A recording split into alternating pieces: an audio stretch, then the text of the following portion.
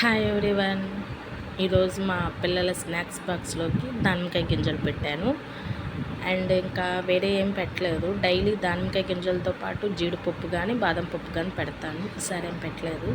మా చిన్నపిల్లడికి water bottle, పెద్ద పిల్లడికి water bottle. And ఈరోజు బ్రేక్ఫాస్ట్లోకి మ్యాగీ చేయమన్నారు. అంటే డైలీ ఇడ్లీ దోశ తిని వాళ్ళకు కూడా కొంచెం డిఫరెంట్గా ఏదో కావాలనుకుంటారు కదా, అలాగా మ్యాగీ చేయమంటే మ్యాగీ ప్రిపేర్ చేస్తున్నాను.